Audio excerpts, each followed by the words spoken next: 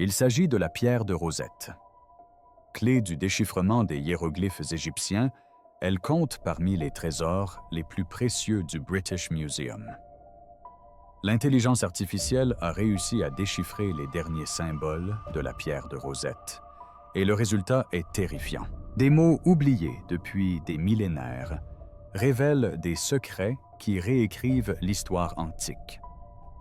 Ce qui n'était qu'une énigme est désormais une révélation, et la vérité est plus sombre que quiconque n'aurait osé l'imaginer. L'histoire cachée du monde antique est enfin dévoilée, et elle est pire que ce que nous pensions. Découvrons ce que l'IA a révélé. La découverte qui a changé le passé de l'Égypte. Tout a commencé lors d'un été caniculaire en Égypte, à la fin du mois de juillet du 18e siècle. Les troupes de Napoléon étaient déployées dans toute la région, construisant des installations militaires, réparant des bâtiments, creusant des positions défensives et tentant de survivre dans un environnement hostile et brûlant. Près de la petite ville de Rachid, que les Européens appelaient Rosette, un jeune officier du génie nommé Pierre-François Boussard supervisait les travaux de réparation d'un vieux fort militaire endommagé, le fort Julienne. Tandis que ses soldats abattaient un mur en ruine, quelque chose d'étrange attira son attention. Une dalle de pierre sombre et polie était dissimulée parmi les décombres, ornée de lignes d'écriture soigneusement disposées. La pierre se distingua immédiatement des décombres environnants. Boussard comprit aussitôt qu'il ne s'agissait pas d'une pierre ordinaire. Il interrompit les travaux de démolition, s'assura que la pierre soit soulevée avec précaution et envoya rapidement un message au Caire. À la mi-juillet 1799, l'énigmatique pierre était déjà transportée vers la capitale pour un examen plus approfondi. Les soldats y découvrirent quelque chose de bien plus important qu'un artefact ou une œuvre d'art de valeur, un fragment d'une très ancienne proclamation royale datant de plus de 2 millénaires. Ce remarquable document de pierre contenait le même message écrit dans 3 systèmes d'écriture différents. La partie supérieure était gravée en hiéroglyphes, une écriture égyptienne ancienne basée sur des pictogrammes. La partie centrale utilisait le démotique, une écriture égyptienne plus simple.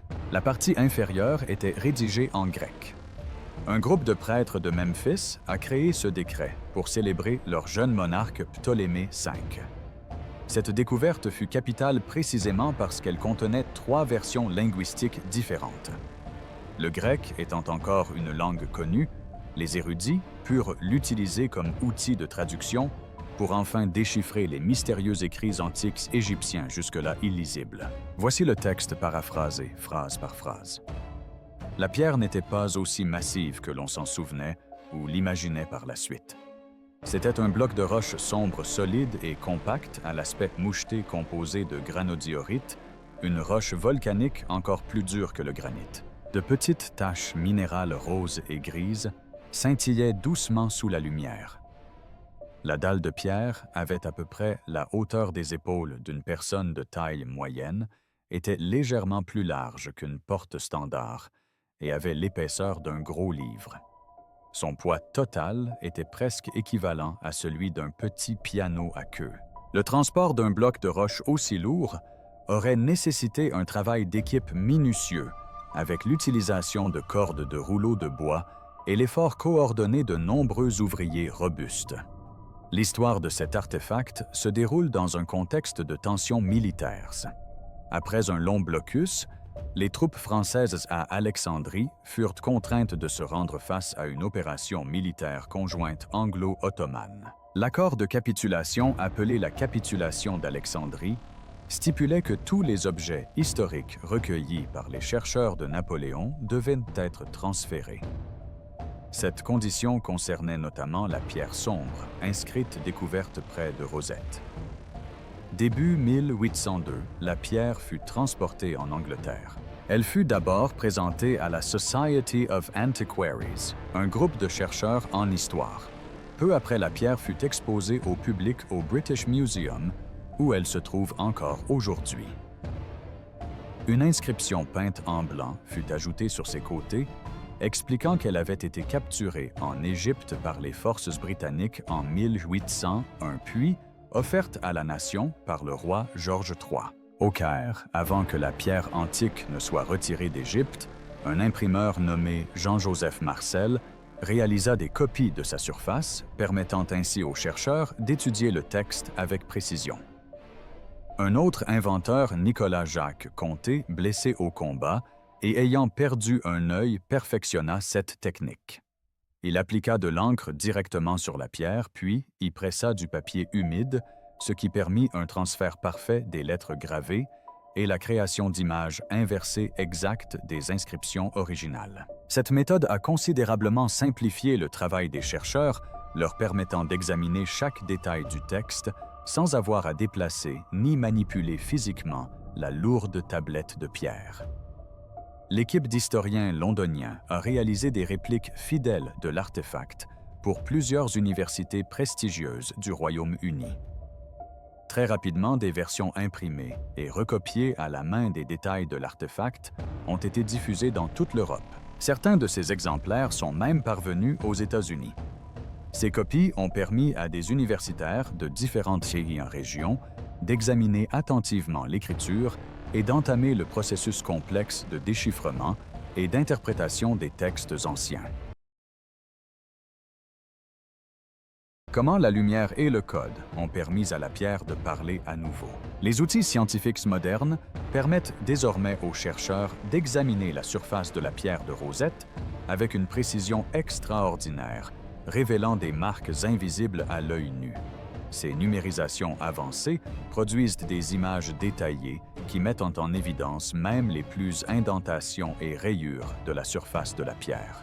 Grâce à de puissants algorithmes informatiques entraînés sur des milliers d'exemples de hiéroglyphes, les chercheurs peuvent analyser ces motifs et formuler des hypothèses éclairées sur les symboles qui auraient pu figurer à l'origine dans les parties endommagées ou manquantes. Cette approche ne consiste pas à créer de nouvelles informations historiques ni à falsifier un texte inexistant. Au contraire, le programme informatique analyse minutieusement les zones endommagées en les comparant aux parties intactes du texte et à d'autres versions connues du même document historique, puis prédit intelligemment les symboles originaux les plus probables. Le sens originel du décret officiel a toujours été clair. Le texte célèbre le roi Ptolémée, 5 pour ses actes de bienveillance tels que la baisse des impôts, les donations de terres, aux lieux de culte, la libération des prisonniers et la commande de statues de Dieu. Le décret stipulait également qu'il devait être rédigé en 3 langues et affiché dans chaque temple important. Ceci afin que les personnes influentes et savantes, notamment les prêtres, les scribes et les fonctionnaires du gouvernement grec, puissent facilement le lire et le comprendre. Historiquement, la pierre de Rosette a joué un rôle crucial dans la redécouverte de l'Égyptien ancien. Aujourd'hui, elle remplit une nouvelle fonction, faire le lien entre la recherche universitaire traditionnelle et les technologies modernes. L'intelligence artificielle aide désormais les chercheurs à déchiffrer les derniers symboles à peine visibles gravés sur la pierre et restés illisibles pour les générations précédentes. En combinant des techniques d'éclairage avancées et la technologie numérique, les chercheurs accomplissent ce que même les plus brillants érudits du 19e siècle n'avaient pu réaliser. Ces outils modernes contribuent à révéler toute l'histoire de la pierre, lui permettant ainsi de parler à nouveau. Sous l'aspect brut et abîmé de la pierre de Rosette, un message ancien vieux de plus de 2 millénaires demeure enfoui. La surface de la pierre porte des marques de coupure de fragments et d'une usure progressive due à des siècles d'existence. Au lieu de se lancer immédiatement dans la traduction, les scientifiques se sont d'abord attachés à examiner minutieusement l'artefact. Ils ont utilisé des technologies de pointe et des outils spécialisés capables de révéler des détails invisibles à l'œil nu. La lumière s'est avérée être le premier outil essentiel de ce projet de recherche. L'équipe a commencé par prendre de multiples photographies de la surface entière, en ajustant légèrement l'éclairage sur chaque cliché. Ils ont expérimenté avec la lumière provenant de différents angles, hauteurs et directions. Même une légère modification de l'éclairage peut faire apparaître une minuscule ombre dans une rainure peu profonde ou rendre une surface en relief plus lumineuse. En combinant toutes ces photographies, ils ont créé une carte topographique, soit une représentation 3D montrant chaque infime relief et creux de la surface. Ce procédé a transformé la pierre en un terrain numérique que l'on peut faire pivoter, zoomer et examiner sous tous les angles. En manipulant la lumière sur ce modèle numérique, les chercheurs révèlent des détails incroyablement fins. Des zones auparavant parfaitement lisses dévoilent désormais des marques complexes, presque imperceptibles auparavant. L'apparence d'un objet ne suffit pas à en comprendre toute l'histoire. La pierre de Rosette était à l'origine peinte, mais avec le temps, la majeure partie de la peinture a disparu. Cependant, de minuscules fragments de la peinture originale subsistent dissimulés au cœur des lignes gravées de la pierre. Pour révéler ces traces cachées, les chercheurs ont utilisé une technique photographique avancée particulière, l'imagerie hyperspectrale. Contrairement aux appareils photo classiques qui ne capturent que les couleurs rouge, verte et bleue, ces appareils spéciaux peuvent détecter des centaines de nuances de lumière différentes. Certaines de ces nuances sont si subtiles que l'œil humain ne peut les percevoir. Exposés à certaines longueurs d'onde lumineuses, les minéraux anciens et les vestiges de peinture incrustés dans les rainures de la pierre réagissent de manière unique. Ces réactions peuvent faire briller intensément les matériaux cachés ou les assombrir selon des motifs spécifiques. Des zones qui paraissent totalement vierges sous un éclairage normal peuvent soudainement révéler les contours ténus de symboles disparus. En collectant et en combinant ces couleurs invisibles en une seule image numérique, les experts peuvent faire revivre des détails oubliés depuis longtemps. Malgré les progrès accomplis, le défi est loin d'être terminé. Une fois les marques révélées par la lumière et la couleur, un nouvel obstacle se présente. Contrairement à l'écriture moderne, les hiéroglyphes égyptiens antiques ne suivent pas une disposition simple et ordonnée.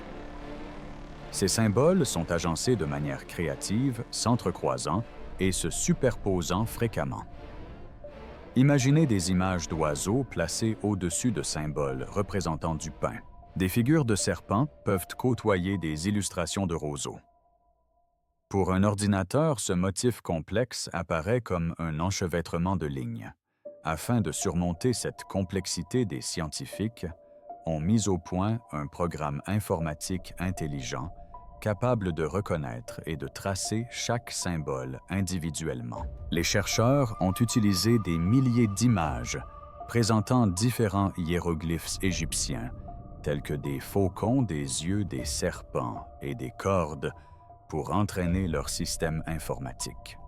Au fur et à mesure qu'il lui présentait davantage d'images, l'ordinateur apprenait progressivement à reconnaître les formes uniques et les détails spécifiques de chaque symbole. Bien que le modèle informatique initial ait été conçu pour identifier des éléments courants comme des personnes ou des voitures sur des photographies ordinaires, ils l'ont considérablement modifié pour accomplir la tâche spécialisée de repérage et de segmentation d'anciennes gravures sur pierre. L'IA apprend le rythme de l'écriture ancienne. Avant tous les progrès réalisés dans la lecture et la restauration des hiéroglyphes égyptiens, deux systèmes essentiels ont permis aux ordinateurs de les extraire. Ces systèmes ont fourni aux systèmes ultramodernes la structure, les ressources d'apprentissage et les instructions claires nécessaires à la compréhension de symboles gravés il y a des milliers d'ans. Ensemble, ils ont créé une base solide permettant aux chercheurs d'étudier des éloges funèbres endommagés avec une plus grande assurance. Le premier de ces systèmes est Fabritius de Google. Lancé en 2020, Fabritius offre aux chercheurs, aux étudiants et au grand public un moyen en ligne d'explorer directement les symboles égyptiens. Cela permettait aux toxicomanes d'examiner différents hiéroglyphes, d'en comprendre les formes et de contribuer à leur étiquetage pour l'apprentissage. Chaque marqueur, chaque signe prononcé avec précision et chaque entrée numérique alimentaient une base de données en constante expansion. Le système a ainsi appris à reconnaître les bustes réels, à distinguer les symboles analogues et à observer leur représentation sous différentes formes. Grâce au partage de données par de nombreuses personnes, le volume de données a rapidement augmenté, offrant aux chercheurs un espace numérique où les hiéroglyphes pouvaient être étudiés facilement. L'autre grande alternative était Hieroglyphics Action d'Ubisoft. Ce jeu a été développé avec l'aide d'égyptologues maîtrisant la langue et sa longue histoire. Cette initiative a permis de rassembler des milliers d'images de hiéroglyphes annotés manuellement. Chaque image comportait des annotations précises réalisées par des experts, offrant ainsi aux ordinateurs un matériel d'apprentissage à la fois précis et détaillé. Ces images ont permis à l'IA d'apprendre la forme de chaque symbole, son intégration dans un manuel et son apparence possible sur différents supports ou dans divers styles graphiques. Combiner ces illustrations annotées manuellement formait un ensemble de ressources pédagogiques précieux pour les systèmes ultramodernes.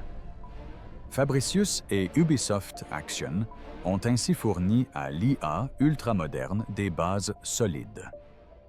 Grâce à ces ressources, les ordinateurs pouvaient commencer à extraire des hiéroglyphes individuels et à les relier à leurs significations, motifs et formes connues. Ces systèmes ont également permis de comparer de nombreux échantillons d'un même signe, aidant ainsi les systèmes à comprendre les variations naturelles tout en identifiant le symbole correct. Grâce à cette approche participative, les chercheurs peuvent analyser des lignes endommagées avec des outils bien plus fiables et performants que ceux disponibles il y a quelques générations. Lorsque les modèles d'IA suggèrent des interprétations possibles pour une ligne endommagée, ils ne se contentent pas de donner une réponse. Les chercheurs procèdent ensuite à une vérification de leurs hypothèses auprès de sources fiables. C'est là que les grandes dictionnaires et bases de données lexicales égyptiennes prennent toute leur importance. Le glossaire Linguae Aegyptiae est un outil précieux pour comprendre l'écriture égyptienne ancienne. Cet outil permet aux chercheurs d'explorer chaque occurrence connue d'un mot dans 3 manuels scolaires recensés. Grâce à cette analyse, ils peuvent observer l'usage du mot, son contexte d'apparition et l'évolution de son sens au fil du temps. Ce large éventail d'exemples contribue à confirmer la pertinence d'une suggestion de l'IA dans le contexte historique de la langue. Un autre ouvrage de référence important est le Dictionnaire démotique de Chicago. Élaboré lentement sur plusieurs décennies, ce dictionnaire explique l'usage de chaque mot dans la vie quotidienne, les systèmes juridiques, le commerce et les écrits religieux. Il se concentre sur le même type de langue que celle utilisée dans la partie centrale de la pierre de Rosette, ce qui le rend particulièrement utile pour vérifier les versets reconstitués. Les chercheurs peuvent vérifier si un mot proposé correspond bien au style, au fonctionnement et au sens attendu pour ce type de manuel. Ces références font office d'arbitre. Elles permettent de déterminer si une suggestion de l'IA est pertinente ou non. Toutefois, la proposition ne peut être acceptée si le mot suggéré enfreint les règles de la grammaire égyptienne. Elle a également de fortes chances d'être rejetée si elle utilise un terme qui n'apparaît nulle part ailleurs, même après 3 transcriptions. En revanche, si la proposition correspond à une expression connue figurant dans une autre interprétation du décret, elle est acceptée. Ces critères garantissent que les interprétations rétablies reposent sur des preuves concrètes et non sur de simples suppositions. L'un des principaux atouts de ces outils d'IA réside dans la transparence de leur démarche. Ils ne dissimulent pas le processus qui aboutit à une interprétation proposée. Des systèmes similaires à ceux d'Ithac et d'Anaïs répertorient aisément toutes les causes comparées et toutes les expressions correspondantes. Ils indiquent également le degré de confiance de chaque suggestion, permettant ainsi aux chercheurs d'évaluer la force ou la faiblesse d'une correspondance. Cette transparence permet à tout chercheur de retracer le raisonnement étape par étape. Ils peuvent examiner les comparaisons, analyser les correspondances et déterminer si la logique du modèle est cohérente. Cette transparence renforce la confiance et contribue à éviter que des crimes ne conduisent à des conclusions importantes. Malgré ses atouts, la technologie présente néanmoins des limites et les experts prennent soin de les reconnaître. L'IA ne peut pas recréer des bustes tels qu'ils ont été vus aujourd'hui. Elle ne peut pas faire apparaître des marques qui se sont effacées à jamais. Les chercheurs sont conscients du danger de forcer l'interprétation, une situation où la nécrologie est interprétée d'une manière qui correspond à la vaccination du modèle plutôt qu'à la preuve physique. Pour éviter cela, la pierre tombale physique prime toujours. Cependant, l'inscription physique reste la référence. Si une vérification tridimensionnelle révèle une rainure ou une marque non conforme aux mesures du modèle, aucune reproduction numérique ne pourra remplacer ce qui est sculpté dans la pierre tombale. L'espace disponible sur la pierre tombale est un critère essentiel. Toutefois, la proposition est également irrecevable si le mot suggéré dépasse l'espace autorisé par la gravure. De même, si le symbole proposé ne correspond pas à la profondeur à l'angle ou au sens de la gravure originale, il ne peut être accepté. Ces règles garantissent que les lignes restaurées restent fidèles à l'objet réel et non à des suppositions issues d'un logiciel. Les experts utilisent cette technologie comme un outil précieux, mais ne lui permettent en aucun cas de valider l'authenticité du matériau. Maintenant que les lignes manquantes ont finalement réapparu grâce à une analyse minutieuse, une meilleure imagerie et des styles numériques transparents, une question nouvelle et importante se pose. Les chercheurs cherchent à comprendre le sens de ces mots restaurés.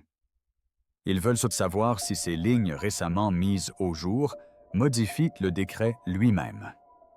Ils souhaitent également déterminer si ce manuel retrouvé modifie notre compréhension des prédicateurs qui l'ont rédigé du contexte politique de son élaboration ou du jeune roi dont les louanges abondent dans la nécrologie. Ces questions orientent la prochaine étape de l'exploration. Les lignes restaurées recèlent une signification susceptible d'éclairer davantage le but, la structure et la communication du décret.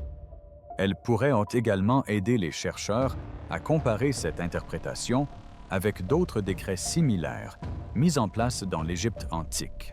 En étudiant précisément les lignes récupérées, les expérimentateurs peuvent déterminer si des détails ont été perdus, répétés ou conservés d'une position à l'autre. L'intelligence artificielle moderne reconstitue les hiéroglyphes disparus. Une autre forme d'intelligence artificielle joue un rôle important dans la restauration du pan manquant de l'écriture égyptienne antique. Cette IA fonctionne d'une manière qui se rapproche de la compréhension humaine du langage. Des modèles moteurs ultramodernes, analogues aux os utilisés dans le logiciel de reformulation de Moment, apprennent le rythme et la métrique des mots. Dans ce système, ils apprennent plutôt la métrique des hiéroglyphes. En étudiant des milliers de manuels égyptiens, ces modèles constatent que certains symboles apparaissent fréquemment ensemble. De même que « merci » en français est généralement suivi de « vous », les hiéroglyphes suivent eux aussi des schémas familiers.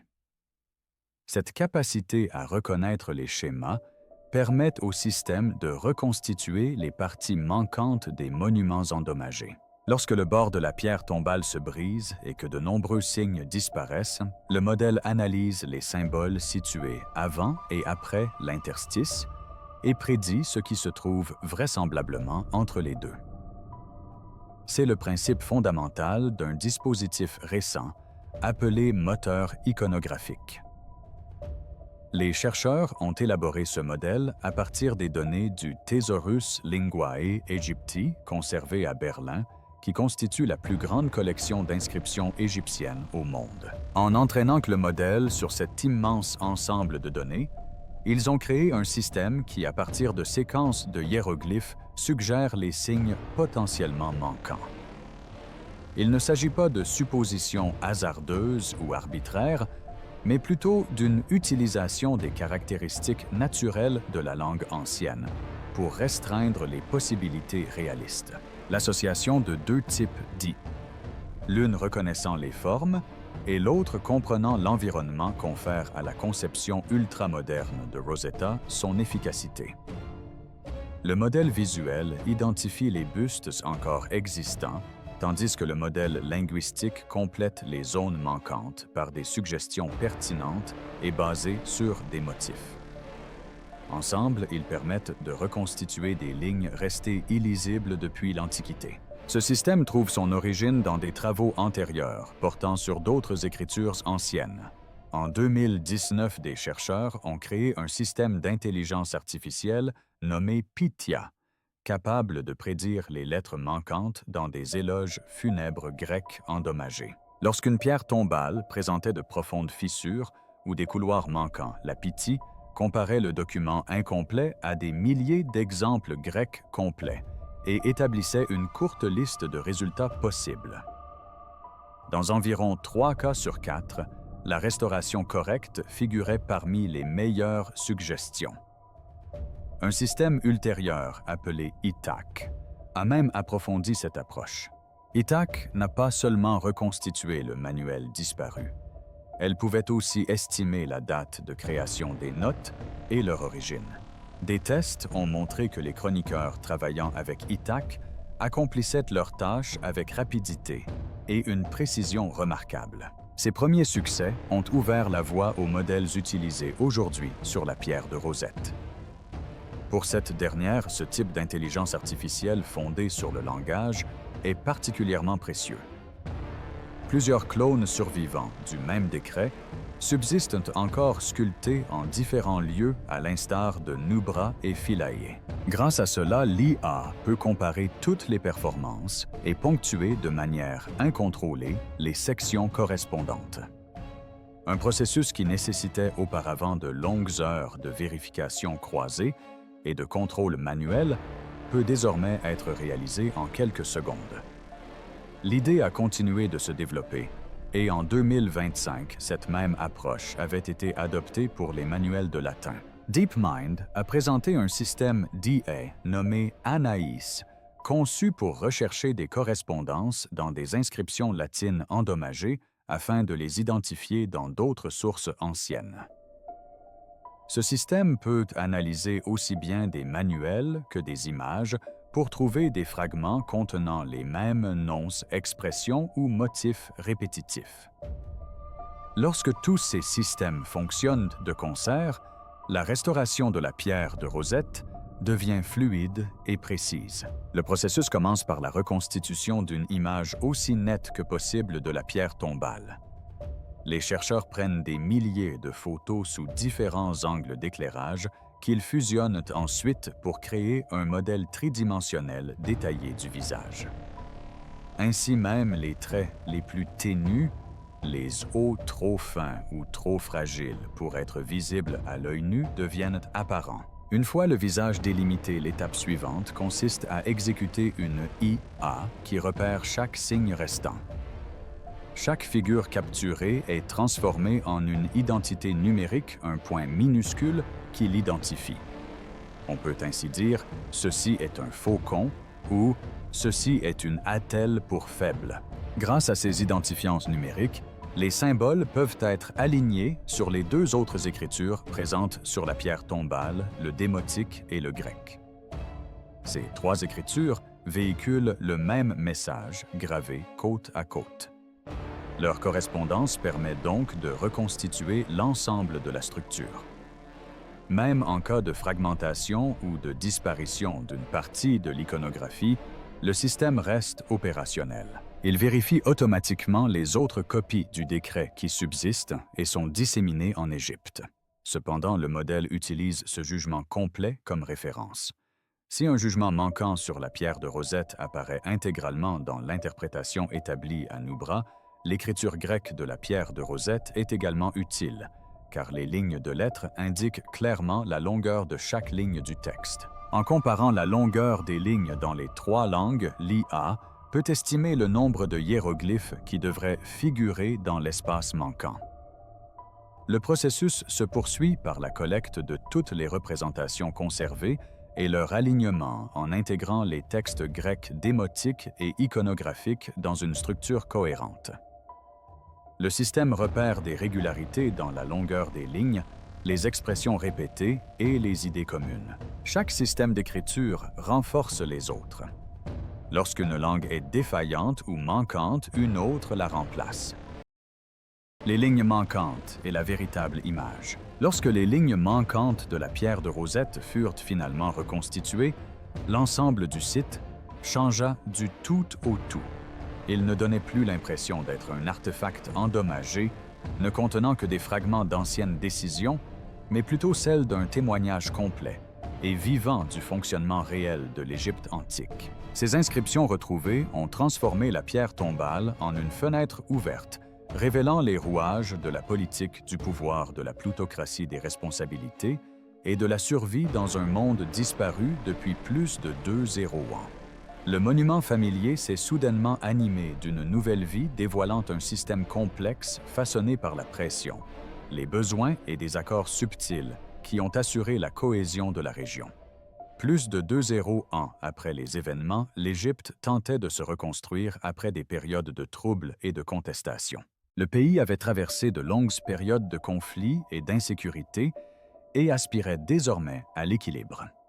À cette époque, un souverain du nom de Ptolémée V régnait, guidant une région encore en pleine reconstruction. Son défi n'était pas seulement de gouverner, mais aussi d'unir un territoire déchiré par des forces diverses aux intérêts divergents. Parmi ces forces, le groupe le plus puissant n'était ni les gardes des frontières, ni les gouverneurs des régions d'origine, mais les prédicateurs. Ils exerçaient une influence extraordinaire sur la vie quotidienne, la vie spirituelle et la frugalité. Ces prédicateurs étaient bien plus qu'un simple nombre de religieux. Ils étaient directeurs responsables des tabernacles et protecteurs des richesses et des terres. Les tabernacles étaient des institutions importantes et les prédicateurs contrôlaient d'énormes trésors. Ils géraient les terres cultivées, percevaient les offrandes des immolations, supervisaient les carnavals et se faisaient les porte-paroles des dieux. De ce fait, ils exerçaient une influence considérable sur la population et leur soutien était indispensable à tout souverain désireux d'instaurer la paix et la coopération dans la région. Le décret de la pierre de Rosette, qui réunissait autrefois tous les éléments manquants, témoigne de l'importance capitale de cette relation. Ce texte, dans son intégralité, se lit comme un accord, une entente collective gravée dans la pierre tombale pour que tous puissent la consulter. Il fonctionne presque comme un contrat écrit entre le roi et les chefs religieux. Les lignes reconstituées montrent comment les deux parties offraient des biens en échange de stabilité et d'harmonie. Ptolémée V exigeait la fidélité des prédicateurs et ces derniers réclamaient en retour protection, reconnaissance et sécurité. Dans le cadre de la communication rétablie, les subventions royales bénéficiaient aux prédicateurs, au tabernacle et à l'ensemble de la communauté. Il ne s'agissait pas de petits dons. Il comprenait des allègements fiscaux, des réductions de droits de douane et diverses formes de remises destinées à alléger les charges. Dans le même temps, les prédicateurs promirent un soutien spirituel par des prières, des observances et des festivités qui renforçaient l'image et l'autorité du roi. Leur rôle était de le reconnaître, de lui assurer la faveur divine et de le présenter comme le souverain légitime, chéri des dieux. Le décret énumère des détails parfaitement clairs et précis. Il est question de plutocrates, de réduction de droits de douane, d'allocations céréalières et d'actes de charité qui soulagèrent de nombreuses personnes. Ces aides étaient destinées à soutenir les agriculteurs, les agriculteurs et les servants du tabernacle, permettant ainsi à différentes couches de la société de souffler un peu. En retour, les prédicateurs s'engageaient à des prières quotidiennes pour protéger le roi à de grands carnavals destinés à maintenir l'unité de la région et à des rituels traditionnels rappelant à tous le caractère sacré du roi. Parmi les 3 inscriptions gravées sur la pierre tombale, iconographique, démotique et grecque, c'est l'écriture grecque qui fournit l'explication la plus précise. La partie grecque offre un résumé clair et concis de la conduite du roi. Elle indique que Ptolémée V a réduit certaines levées de troupes et en a aboli d'autres. Ses opinions visaient à soutenir à la fois les soldats qui défendaient la nation et les agriculteurs qui nourrissaient la population. Cela montre que l'aide fiscale avait pour but de stabiliser la région à tous les niveaux. Le texte grec confirme également que les tabernacles conservaient leurs revenus sans entrave. Leurs terres, leurs lieux de culte, leurs vaisselles et leurs récoltes étaient protégés. Rien ne pouvait leur être enlevé ni confisqué par le gouvernement. De ce fait, les tabernacles conservaient leur prospérité financière, ce qui leur permettait de continuer à jouer un rôle essentiel dans la société. Les lignes rétablies indiquent clairement que le taux de redevance pour les prédicateurs eux-mêmes était définitivement fixé.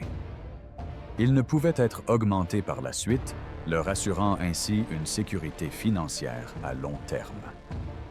Tout cela peut sembler un simple détail administratif, mais dans l'Égypte antique, c'était la base de leur survie. Ces mesures n'étaient pas de simples adaptations. Elles étaient essentielles pour assurer la continuité des activités du pays et prévenir de nouvelles vagues de tensions. Des institutions solides garantissaient des communautés fortes, des accords clairs, engendraient des conflits moins importants et des digues stables permettaient à la population de traverser sereinement les périodes de crise. Grâce à ces lignes restaurées, la pierre tombale révèle à quel point les considérations fiscales ont façonné la stabilité du pays. Outre la politique, la plutocratie et le pouvoir, le décret évoque également la compassion. Cette partie du texte restauré confère une autre dimension à la communication. Cela montre que le roi ne se contentait pas de conclure des accords avec d'importants prédicateurs, mais cherchait aussi à faire preuve de bienveillance en aidant concrètement le peuple. Le décret fait référence à des mesures visant à alléger les difficultés et à rétablir la paix.